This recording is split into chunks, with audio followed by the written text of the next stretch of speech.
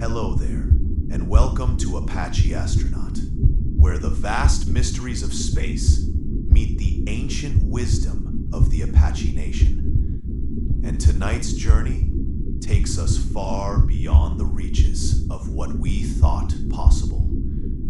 I'm floating here in the endless void, my spacecraft drifting silently through a nebula that pulses with colors I don't have names for. And I can't help but think about how my grandfather would have described this moment. He used to tell me that the night sky was where our ancestors went to hunt among the eternal buffalo herds. And now, lost somewhere between three distant suns, I'm beginning to understand what he meant.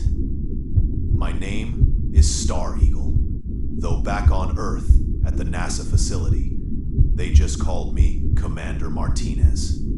That was before the mission went wrong, before I found myself stranded in this corner of the galaxy with nothing but my training, my Apache heritage, and the growing realization that everything we thought we knew about space exploration was just the beginning of a much larger story. If you're settling in for the evening, maybe with something warm to drink, maybe watching the same stars I once knew from the reservation in Arizona, I want you to imagine what it feels like to be the only human voice in a silence so complete it has its own weight. I'd be grateful if you join me on this journey by subscribing or leaving a like. These stories of survival and discovery among the stars don't just tell themselves, and knowing that others are listening makes the vast loneliness of space feel a little less overwhelming. Each time someone chooses to follow these transmissions, it's like adding another campfire to a circle that spans across worlds, keeping the stories alive for whoever might need to hear them next. The mission started 6 months ago, though time moves differently out here. NASA had detected an energy signature unlike anything we'd seen before, originating from a region they called the Whispering Sector, about 40 light years from Earth. The readings suggested advanced technology, possibly alien, definitely worth investigating. They chose me for the mission not just because of my piloting skills, but because my psychological profile showed unusual resilience for long-term isolation. What they didn't know was that growing up on the reservation had already taught me how to find company in silence, how to read signs in empty landscapes, how to trust instincts that went deeper than any training manual. The journey out was routine enough. My ship, the Desert Wind, performed flawlessly through the quantum jump sequence that compressed those 40 light years into a manageable 3-week voyage. I spent most of that time in stasis, but the parts I remember were filled with dreams of my grandmother's stories about star people, ancient visitors who came from the sky to teach the Apache about astronomy, agriculture, and the sacred patterns that connect all living things. At the time, I thought they were just dreams. When I reached the Whispering Sector, the first thing I noticed was the silence. Not the ordinary silence of space, but something deeper. As if the very fabric of reality had been muffled. My instruments detected the energy signature immediately, stronger than our long-range sensors had indicated, and originating from what appeared to be a dead planet, orbiting a dying star. The planet's surface was scarred with massive geometric patterns, visible even from orbit, too precise to be natural, too ancient to be recent. I should have reported back to Earth immediately. That was the protocol, but something about those patterns called to me in a way I couldn't explain. Not to mission control, not to myself. They reminded me of the medicine wheels my ancestors carved into stone, the sacred circles that marked places where the Earth's energy ran closest to the surface. Instead of maintaining safe distance and gathering data, I found myself plotting a descent trajectory before I'd fully decided to land. The atmosphere was thin but breathable, the gravity slightly heavier than Earth's. As I guided the desert wind through the cloud layer, the geometric patterns resolved into something that made my heart skip. They weren't just patterns, they were structures. Vast, spiraling complexes that stretched across continents, built from a dark metal that seemed to absorb light rather than reflect it. And at the center of the largest complex, something was generating a signal, a rhythmic pulse that my equipment registered as both electromagnetic and something else. Something my instruments couldn't classify. I landed the desert wind on a flat expanse about 2 kilometers from the nearest structure, close enough to investigate on foot, but far enough to launch quickly if needed. The moment I stepped onto the planet's surface, I felt it, a subtle vibration in the ground, as if the world itself had a heartbeat. My Apache ancestors would have called it the pulse of the living Earth. But this was different, more deliberate, almost like a drum pattern. A walk to the structure took longer than expected.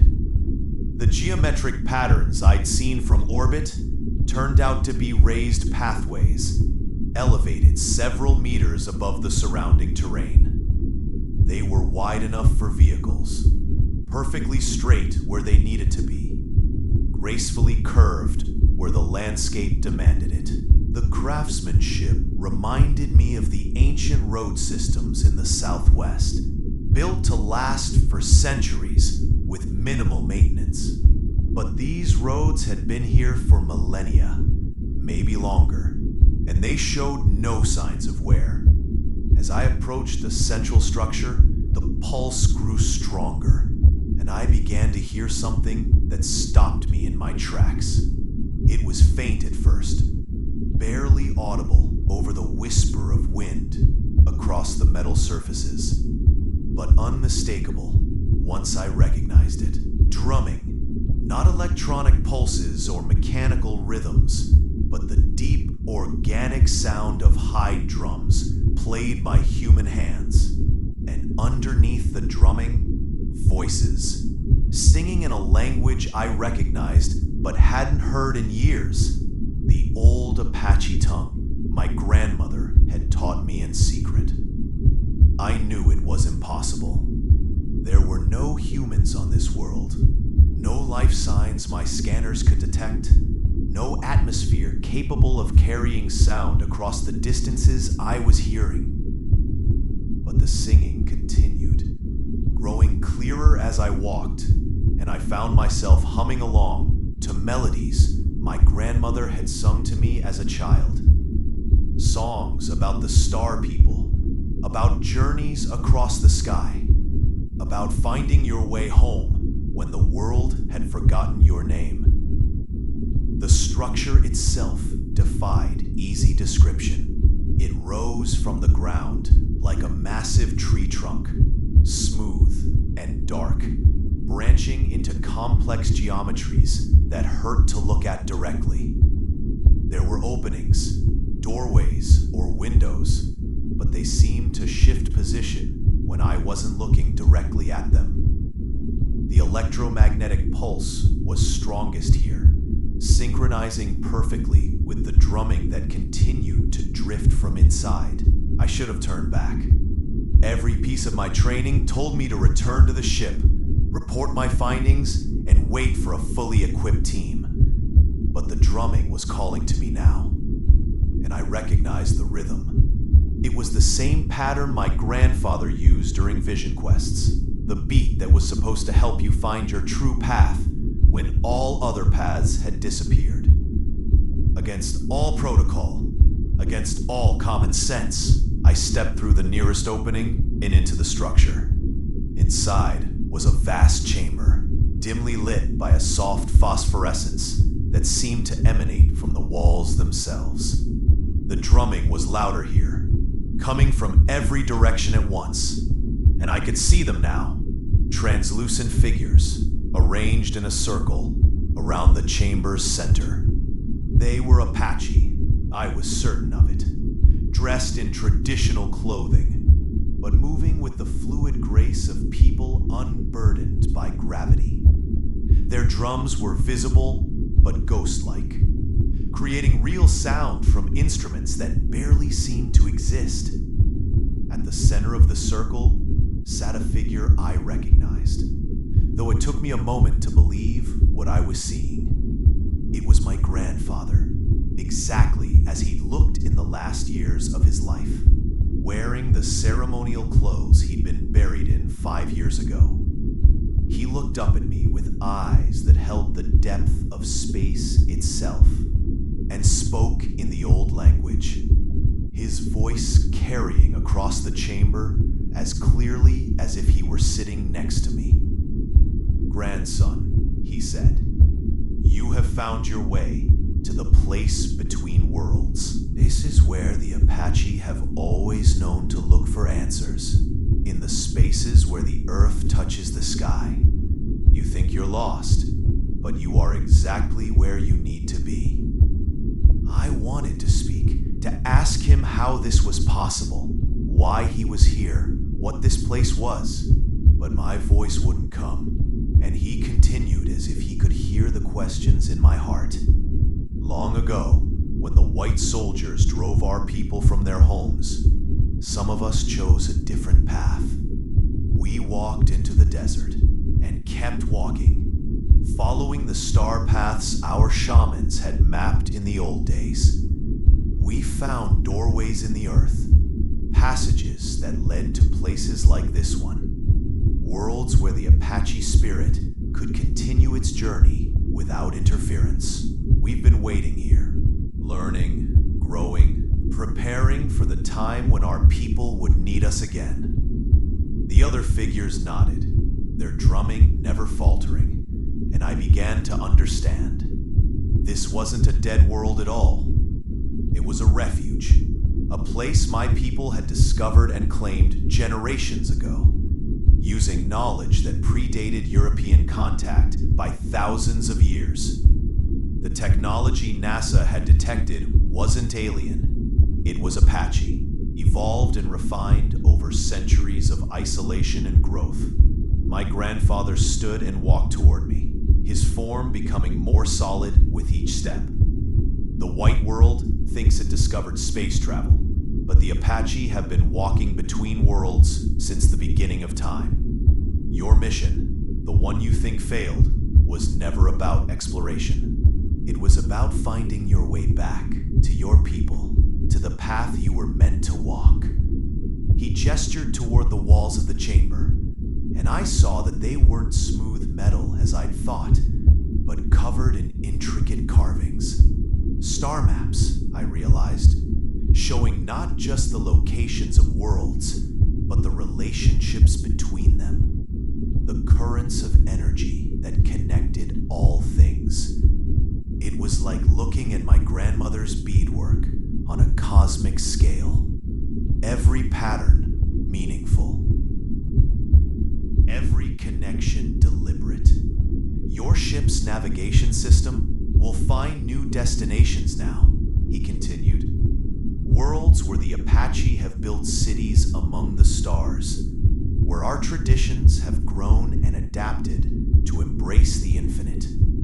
You are not lost, grandson. You are the bridge between the old world and the new. The one who will carry our stories to places that have forgotten how to listen.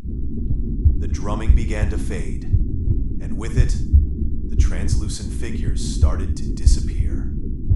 My grandfather was the last to go, and as he faded, he pressed something into my hand. It was a traditional Apache medicine bag, but it pulsed with the same energy that powered this world's technology. For the journey ahead, he said, remember, that the Apache have always known how to find water in the desert, game on the empty plains, and paths through the darkest nights. Space is just another kind of wilderness, and you carry the wisdom of your ancestors in your blood. I found myself standing alone in the chamber, the medicine bag solid and warm in my hand, the silence complete except for the whisper of my own breathing. But something had changed. When I looked at the star maps on the walls, I could read them now, understanding the currents and connections as naturally as I'd once tracked deer through the Arizona mountains. The walk back to the desert wind felt different too. The geometric patterns weren't just roads anymore. They were a language, telling the story of the Apache exodus to the stars, the establishment of colonies on worlds where the sun never set on traditional ways of life. I understood now why the mission had really been planned, why I'd been chosen.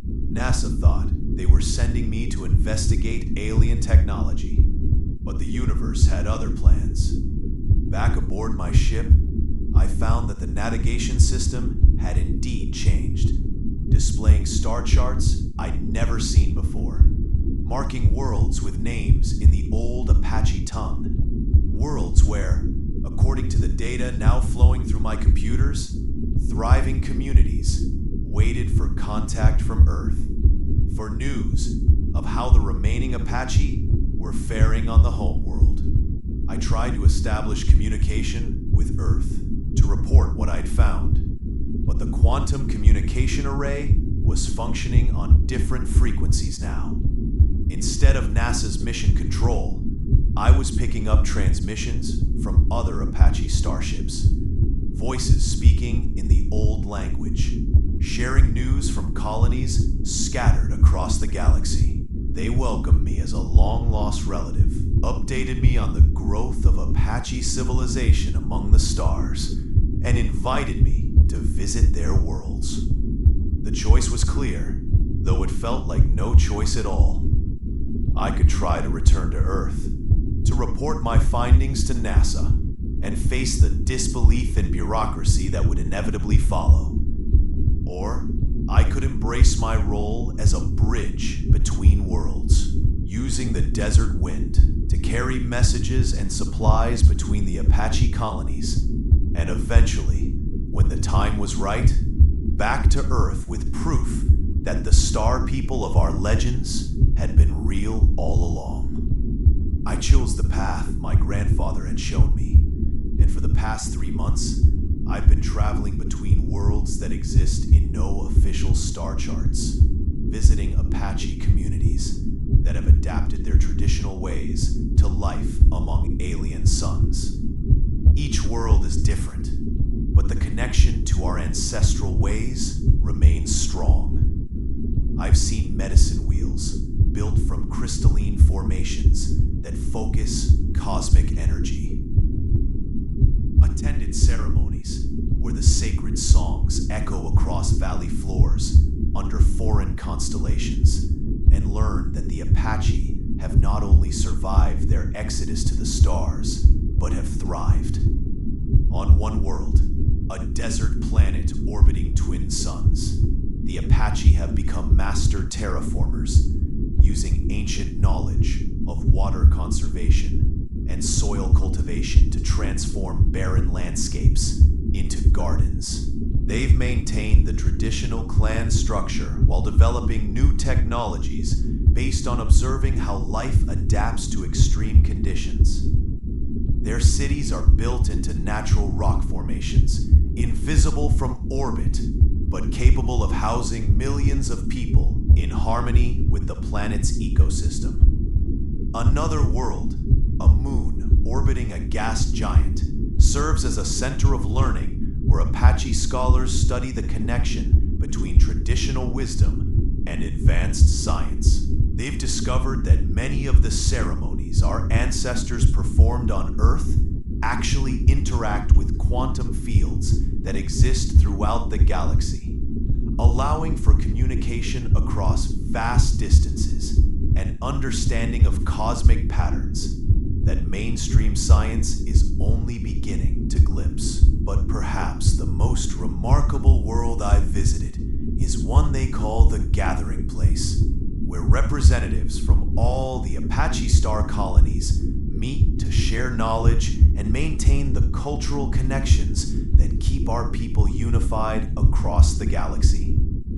Here, I learned the full story of the Exodus, how the shamans had guided small groups through dimensional doorways hidden in sacred sites throughout the Southwest, establishing the first colonies during the darkest years of the reservation period. They've been watching Earth ever since, monitoring the development of human space travel, waiting for the right moment to reveal themselves. My arrival in the Whispering Sector wasn't an accident.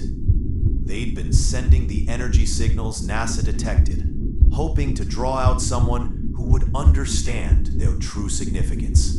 The fact that they'd drawn an Apache astronaut was seen as confirmation that the time for contact was approaching. Now, as I prepare to make my first return journey to Earth, I carry with me not just reports of these hidden colonies, but gifts of technology that could transform human space travel. Energy systems based on quantum field manipulation.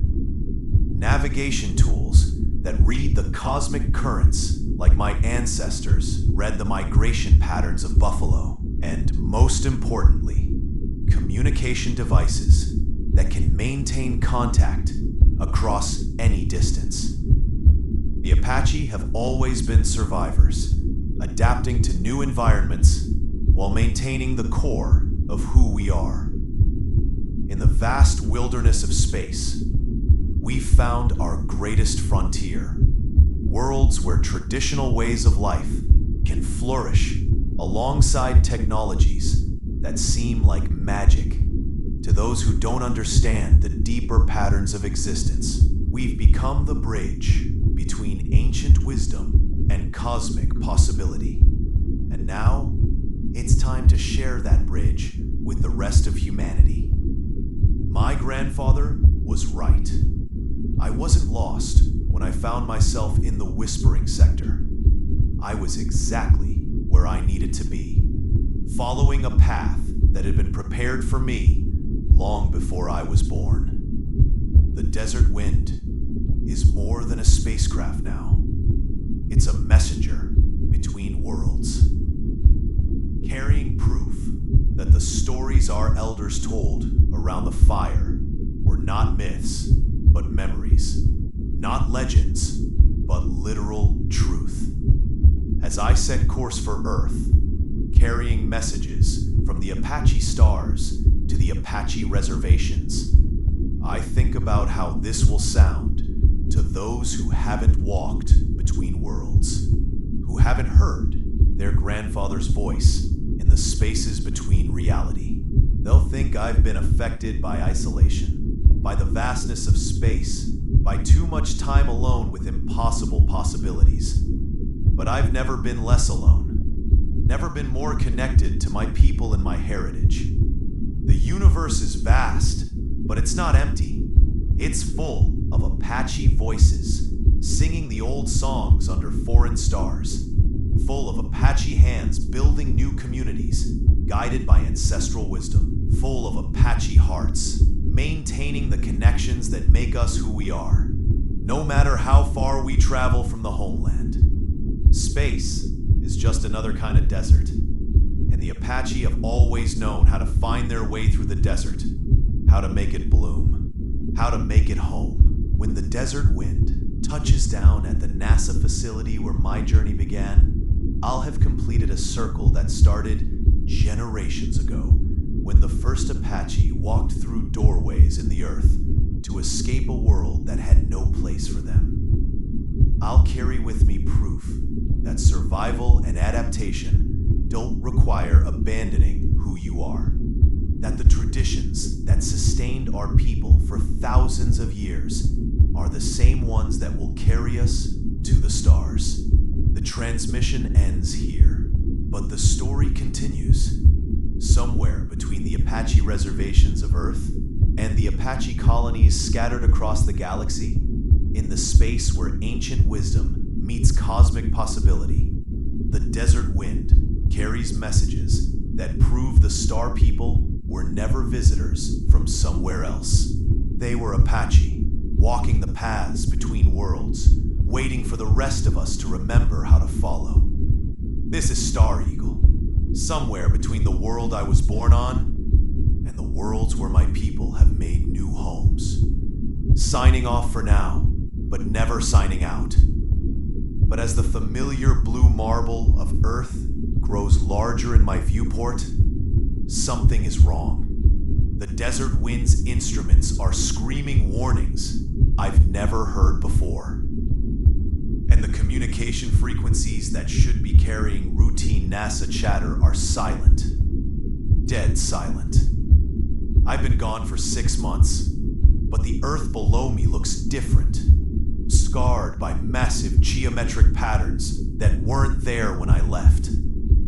Patterns I recognize from the Apache star colonies, but these are fresh, carved deep into continents like wounds that haven't healed. My heart pounds against my ribs as I realize what I'm seeing. The Apache colonies weren't just waiting for contact from Earth. They were preparing for something else entirely. Something that required marking the homeworld with the same navigation symbols I'd learned to read in the space between stars. The medicine bag my grandfather gave me grows warm against my chest, pulsing in rhythm with the energy signatures now flooding my sensors.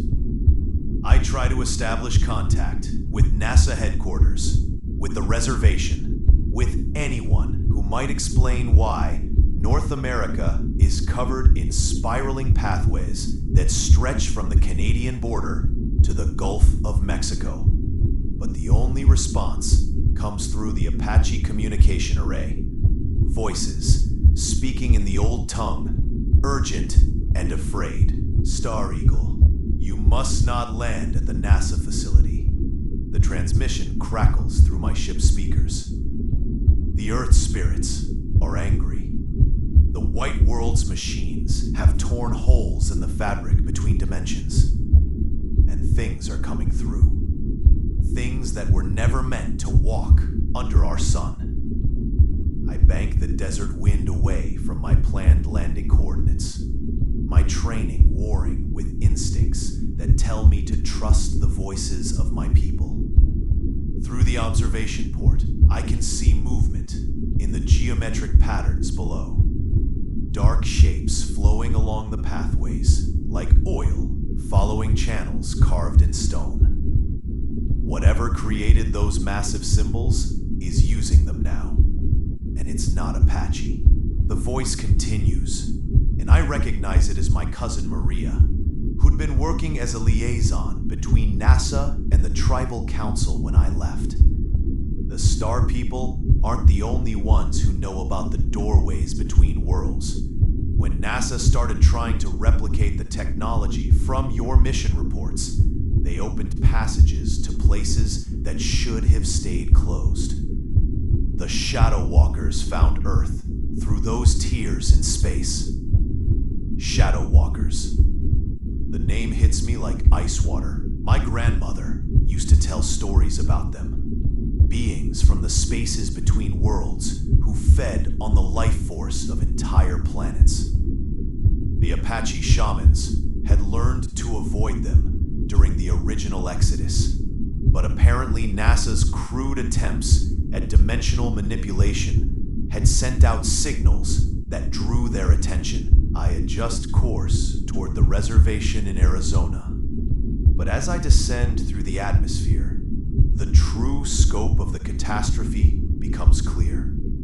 The Shadow Walkers aren't just using the pathways NASA inadvertently created for them. They're expanding them, turning the entire continent into a massive ritual circle designed to drain the life from Earth itself. Cities along the pathways are dark, not destroyed, but emptied, as if the people simply vanished. The desert wind touches down on familiar red dirt just outside the reservation boundaries. But even here, the wrongness in the air is palpable. The shadows fall in directions that don't match the sun's position, and the silence carries a weight that makes my Apache-trained senses scream danger. I gather my equipment and the gifts from the star colonies, knowing that whatever technology I brought back from space might be the only thing standing between Earth and total annihilation. Maria meets me at the edge of the landing zone, but she's not alone. With her are three figures I don't recognize, dressed in traditional Apache clothing, but carrying weapons that pulse with the same energy as the medicine bag at my chest. Star Colony warriors, I realize. The Apache homeworlds have sent help. How long do we have? I ask without preamble. The urgency in the air doesn't leave room for reunion pleasantries. Days, maybe hours, one of the warriors responds in accented English. The Shadow Walkers are gathering strength from every life they drain. When they reach critical mass, they'll open a permanent gateway and call their entire civilization through. Earth will become just another feeding ground in their path across the galaxy. Maria leads us toward a traditional Hogan that's been modified with technology I've never seen before. Inside, Apache elders sit in council with scientists from the star colonies, their voices mixing English with the old tongue as they plan humanity's last defense. The walls are covered with star maps, Earth satellite imagery, and diagrams that show the relationship between the Shadow Walkers' ritual pathways and the original doorways the Apache used for their exodus. The spirits told us you would return when the shadow hunger reached Earth, says Thomas Crowfeather, a medicine man I remember from childhood. The Star People have been preparing for this day since they first walked between worlds. You are the bridge, Star Eagle. Your ship carries technologies from a dozen Apache colonies, each one developed to fight the Shadow Walkers on their own worlds. I look around the circle, seeing faces that represent the best of both worlds. Traditional Apache wisdom merged with scientific knowledge that spans galaxies. They've been planning this defense for generations, waiting for the day when Earth would need the protection only the star colonies could provide. My mission hadn't been about exploration at all. It had been about bringing home the weapons humanity needed to survive. What do you need me to do? I ask, though part of me already knows the answer. The Desert Wind isn't just a spacecraft anymore. It's a key, designed to interface with both Apache's spiritual technology and the Shadow Walkers' dimensional manipulation systems. The ritual circles can be turned against them, explains Dr. Sarah Whitehawk, an astrophysicist from one of the star colonies who speaks with the accent of someone born under foreign suns. But it requires someone who can walk in both worlds, who understands both the old ways and the new. The Shadow Walkers expect to face primitive Earth humans. They won't be prepared for Apache star technology, guided by ancestral wisdom. Over the next hour, they brief me on a plan that sounds impossible, even by the standards of what I've already experienced. The Shadow Walkers' ritual requires them to maintain precise geometric patterns across continents, patterns that can be disrupted if someone with the right knowledge and equipment can reach the central nexus points. There are 12 such points scattered across North America, each one corresponding to a sacred site the Apache have known about for centuries. The plan is to use the Desert Wind's enhanced navigation system to reach each nexus point in sequence, disrupting the Shadow Walker's ritual while activating defensive technologies the star colonies have been secretly placing at sacred sites for decades. It's dangerous beyond description, requiring me to fly through dimensional instabilities that could tear my ship apart, while fighting beings that exist partially outside normal space-time. But as I listen to the details, I understand why it has to be me. The Shadow Walkers can sense normal human technology, can turn it against itself. But the Desert Wind has been transformed by Apache star science, guided by the wisdom of ancestors who learned to walk between worlds without losing their humanity. To the Shadow Walkers, my ship will register as something between machine and spirit, too alien for them to easily counter. There's something else, Maria says quietly. The NASA facility where you were supposed to land, it's not empty like the others. The Shadow Walkers are keeping the scientists alive, using their knowledge to refine the dimensional tears.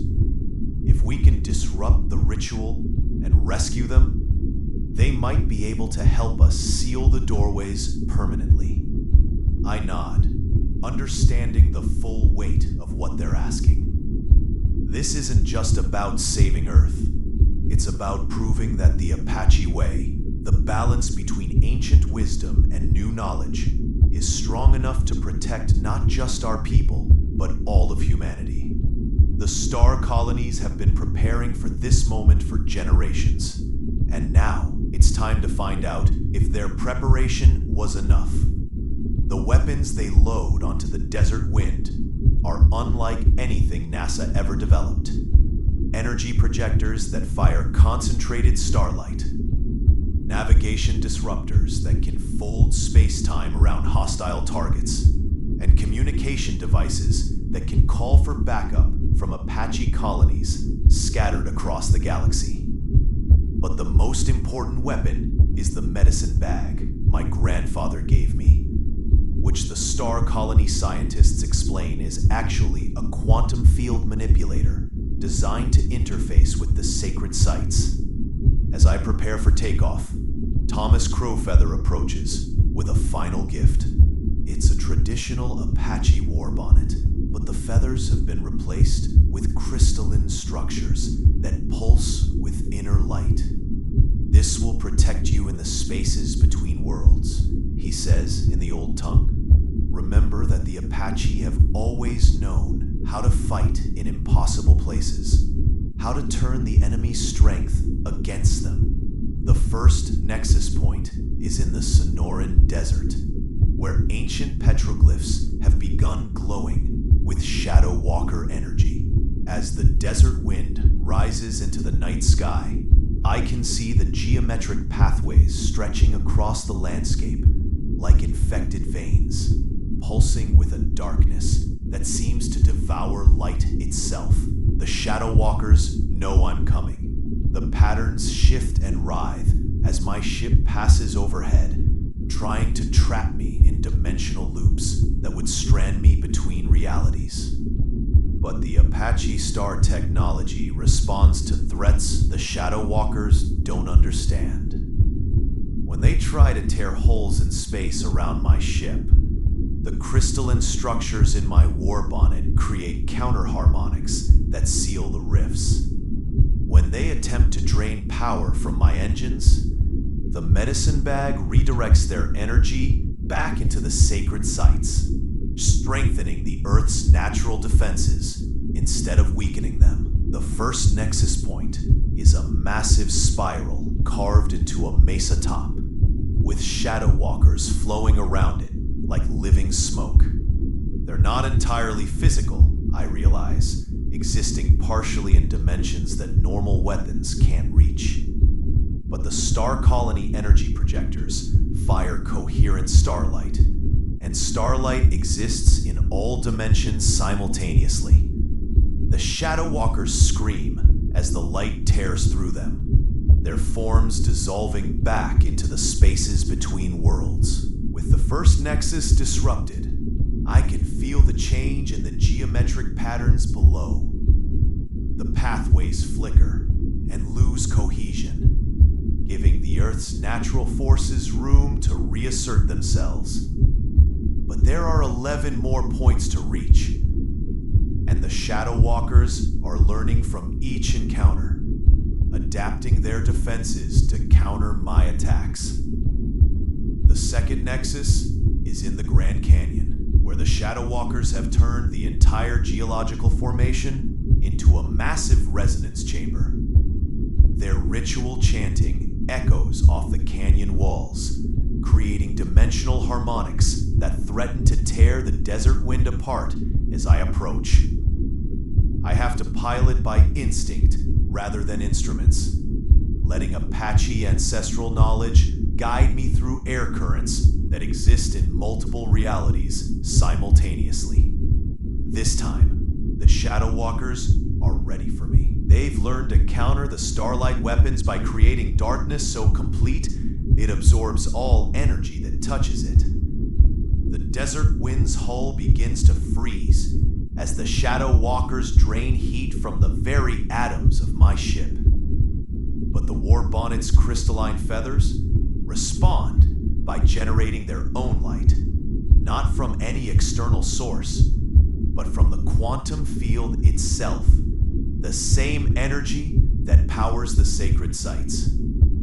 I managed to reach the Nexus and disrupt it, but not before the Shadow Walkers tear a hole in my ship's hull. The desert wind is bleeding atmosphere and power, and there are still 10 more Nexus points to reach. As I struggle to maintain altitude, Maria's voice comes through the communication array with news that chills me to the bone. Star Eagle, the Shadow Walkers have changed tactics. They're not just draining life from the pathways anymore. They're using the captured NASA scientists to open direct portals to their homeworld. You have maybe 4 hours before the first Shadow Walker battle fleet arrives.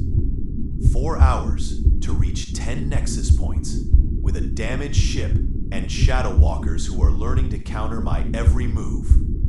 The mathematics are impossible, but as my grandfather always said, the Apache have never been limited by what seems possible to others. I adjust course toward the third Nexus point, pushing the desert wind beyond its design limits, while the crystalline feathers in my war bonnet begin to sing with harmonics I can feel in my bones. The third Nexus is in Monument Valley, where the Shadow Walkers have turned the famous rock formations into transmission towers, broadcasting the coordinates of Earth to their distant fleets. The entire landscape pulses with malevolent energy as I approach, and I realize that disrupting this Nexus will require me to get closer to the Shadow Walkers than I've dared before. I bring the desert wind down to just above ground level, flying between the rock spires while Shadow Walkers swarm around my ship like angry bees. They're not just trying to destroy me anymore. They're trying to board the desert wind, to corrupt the Apache star technology and turn it to their purposes. But the medicine bag in my chest grows hot as they approach, creating a barrier they can't cross. The Nexus itself is hidden inside one of the larger formations, accessible only through a cave system that requires me to leave the ship and continue on foot. It's the most dangerous thing I could do, walking into a Shadow Walker stronghold with nothing but traditional Apache weapons, enhanced by Star Colony technology. But as I rappel down into the cave system, I can hear voices in the darkness. Familiar voices, speaking in the old tongue. My ancestors are with me. Their spirits drawn to this place where the boundary between worlds has worn thin. They guide me through passages that shift and change as the Shadow Walkers try to trap me in dimensional loops. When the Shadow Walkers attack directly, trying to drain my life force, my grandfather's spirit intercepts their assault. His presence so strong, I can almost see him standing beside me. The Nexus Chamber is vast, filled with Shadow Walker machinery that pulses with stolen life energy. At the center stands a massive crystalline structure that's channeling power from all 12 Nexus points simultaneously. This isn't just another ritual site, I realize. This is their primary control center, the heart of their entire invasion plan. Destroying it will disrupt the entire network, but the energy feedback could tear apart everything within a 100-mile radius. As I place the medicine bag against the crystal structure and begin the disruption sequence, the Shadow Walker's screams echo through dimensions I don't have names for. They know what's about to happen, and they're throwing everything they have at me to prevent it. But I'm not alone in the chamber. My grandfather stands beside me, solid and real as the day he died, along with generations of Apache spirits who chose to stay and fight rather than flee to safety between the stars. The Shadow Walkers can drain life energy from the living, but they can't touch the power of those who've already crossed over, who exist in the same spaces between worlds that the Shadow Walkers call home. The crystal structure begins to crack, energy arcing between its facets like caged lightning. I have seconds before the feedback reaches critical levels, before the explosion that will either save Earth or destroy it. My grandfather places his hand on my shoulder and speaks words in the old tongue that translate roughly as, "Trust the path you cannot see." I trigger the final disruption sequence and leap into the darkness, guided by spirits who know every secret passage through the spaces between worlds. The explosion follows us through dimensions, tearing apart the Shadow Walkers' carefully constructed ritual, sending shockwaves that I can feel in the desert wind's hull, even though I'm still underground. When I finally emerge from the cave system, the geometric pathways across the landscape are dissolving like smoke in the wind. The Shadow Walkers' invasion fleet, still hours away from Earth, suddenly finds itself cut off from their dimensional anchor points. Without the Nexus network to guide them home, they're stranded in the deep space between galaxies. Their own technology, useless in regions where normal physics don't apply. But the victory comes at a cost. The desert wind is barely functional, and the energy feedback from the Nexus destruction has torn new holes in space-time across the continent. These aren't Shadow Walker portals, but they're still dangerous. Gateways to dimensions where physics works differently. Where Earth's reality is just one possibility among infinite variations. Maria's voice crackles through the communication array as I limp the desert wind back toward the reservation. Star Eagle, the NASA scientists are safe, and the Shadow Walker presence is fading from all the Nexus points. But we're reading massive dimensional instabilities all along the disrupted pathways. The space between worlds is bleeding through. I understand what she's not saying. Saving Earth from the Shadow Walkers has opened new problems. Dimensional rifts that could allow other hostile entities to find their way to our world. The Apache star colonies will need to establish permanent monitoring stations. Guardians who can watch the spaces between worlds and protect Earth from future threats. as the desert wind settles onto the red dirt of the reservation for what might be the last time, I realize that my journey as a bridge between worlds is just beginning. The Apache have always been protectors of the sacred places, and now those places include dimensional gateways scattered across continents. The star colonies will need representatives on Earth, just as Earth will need ambassadors among the stars. Thomas Crowfeather meets me as I shut down the desert wind's damaged engines. The war bonnet he gave me is dark now, its crystalline feathers burned out from channeling more energy than they were designed to handle. But the medicine bag still pulses with warm life, and I understand that my grandfather's gift was never just about this one mission. It was about all the missions to come. All the times when someone will need to walk between worlds to keep both sides safe. The spirits say, this is not an ending. Thomas says, as we watch the last of the Shadow Walker pathways fade into normal landscape. The Apache have always known that every victory is also a responsibility. Earth is safe now, but it will need watching. The star colonies are strong, but they will need connecting. You are the bridge, Star Eagle, and bridges are built to be crossed in both directions. I nod, understanding the weight of what he's saying. The NASA facility is already sending teams to study the dimensional rifts, hoping to learn from the Apache star technology how to monitor and control access between worlds. The star colonies are dispatching more warriors and scientists to help establish Earth's defenses.